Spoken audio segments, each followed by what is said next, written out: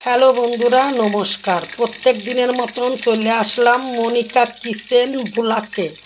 এই দেখুন, সকালবেলায় উঠে দেখি কর্তা মশাই এই যে রুই মাছ কিনে রাইছে, বড় সাইজের রুই মাছ 19 পিস মাছ হয়েছে। তাহলে ভাবুন কত বড় রুই মাছ। এই যে আমি নিয়ে নিলাম 7 পিস। এই যে আরও কিছু বাজার জন্য রয়েছে, 7 পিস নিয়ে নিছি আর মাছ সব রেখে দিছি। আর এইদিকে মিষ্টি আলু, ছোটো সাইজের মিষ্টি আলু কেটে নিছি কতগুলো। কচু দিয়ে করব, গাঠি কচু কিনিলাম কালকেরা 20 টাকা কিলো। সেই ডেরে প্রেসারে সিটি মারিছি, সিটি মেরে এখন এই রুই মাছ দিয়ে রান্না হবে। এই দেখুন, আবার কর্তা মশাই সাজিয়ে রেখে দিছে কতগুলো। এর ভিতর দিয়ে আমি 7 পিস নিছি আর বাকিগুলো এখন ফ্রিজে ঢুকিয়ে দেব। বের করে করে রান্না করব এক এক দিন। ওজন বলি নেই কতটা ওয়েট হয়েছে, সেটা আমারে বলি নেই, তাই আপনাদের সাথে শেয়ার করতে পারলাম না। খালি এইটুকুই জানি বড় সাইজের মাছ। এই যে আবার 2 পিস ডিমও হয়েছে রুই মাছের। ডিমটা রেখে দিলাম ধুয়ে, বড়া করে দেবো এক সময়, ফ্রিজে রেখে দেবো এখন।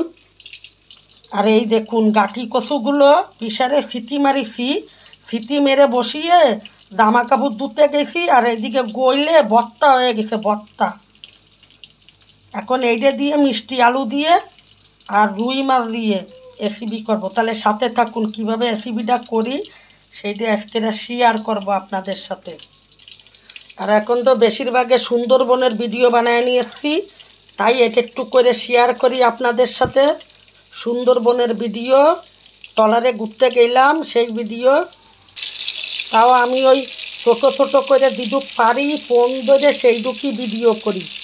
দেখবেন ভিডিওতে আমি বেশি নেই, আমার সাথে যারা ঘুরতে গেল আমার দন্টুদা, বৌদি, তারপরে শিবাঙ্গী আর কর্তা মশার ভিডিও বেশি থাকে, কেন ওরা কেউ আমারে ফোন ধরে দেয় না, এই জন্য ভিডিওতে আমি কম থাকি। মাছের লিজাটা দেখুন বন্ধুরা, তাহলেই বুঝতে পারবেন কত বড় মাছ। মাছটা বিশাল বড় ছিল, 19 পিস মাছ হয়েছে, মানে বড় মাছ। আর এইগুলো বেঁধে রেখে দিলাম। এই সাইজের মাছ অকেশন হলে ভালো হয়। এই যে বন্ধুরা, তেল গরম হয়ে গেছে, এখন দুটো সাদা জিরে দিয়ে দিলাম তেলের ভিতরে। এখন এই যে পেঁয়াজ আর এই মিষ্টি আলু দিয়ে দিলাম। এখন এর উপরে একটু লবণ দিয়ে দিলাম। এই যেটা আবার একটু ভেজে নেব লাল লাল করে, ভালো করে ভাজা হবে। এর উপরে একটু টমেটো কেটে দিয়ে দিলাম একটা। এখন এর উপরে একটু হলুদ দিয়ে দেব। এমনি আলু পেঁয়াজ দিয়ে ভেজে আলু সিদ্ধ হয়ে গেছে। এই যে আলু সিদ্ধ হয়ে গেছে, একটু ঢাকা দিয়ে দিলাম, আলু সিদ্ধ হয়ে গেছে। এখন এর উপরে আমি ওই কচু সিদ্ধ করা কচুটা দিয়ে দেব, দিয়ে আবার একটু ভেজে নেব।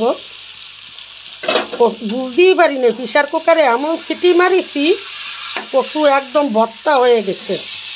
খেতেও দারুণ লাগবে, ডালের মতন কচুগুলো গলে যাবে আর আলুগুলো গোটা থাকবে, খেতে হেভি মজা হবে। দেখুন বন্ধুরা, কচুটারে আমি তুলে নিলাম, জানেন তো কেন?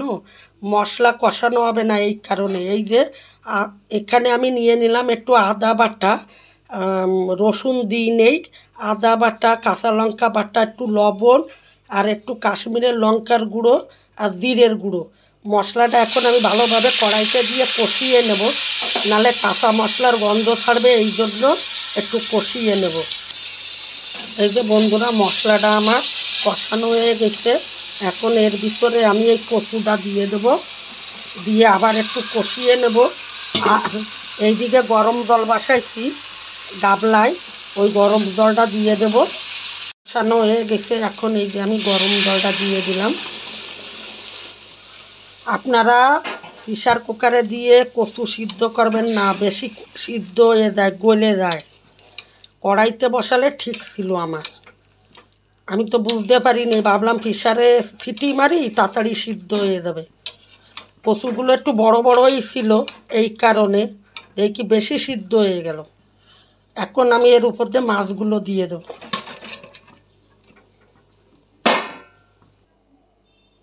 এই যে বন্ধুরা, এখন এর উপর দিয়ে আমি এই যে একটু ধনিয়ার পাতা দিয়ে দিলাম নামানোর আগে।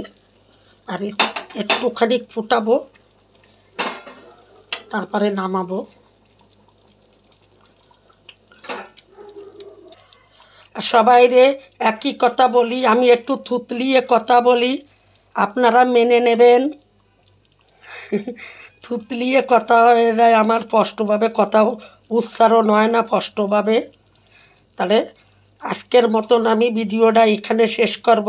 আর আমার ভিডিওটা দেখে যদি ভালো লাগে লাইক শেয়ার কমেন্ট করবেন। ফেসবুকে পেজ আছে, ফলো করবেন। আর ফেসবুক আইডিতে মনিকা দত্ত আমার নাম, ওখানে লাইক করবেন। আর ইউটিউবে মনিকা কিচেন ব্লগ, ওখানে সাপোর্ট করবেন। আজকের মতন ভিডিওটা এখানে শেষ করব। টাটা, সবাই ভালো থাকবেন।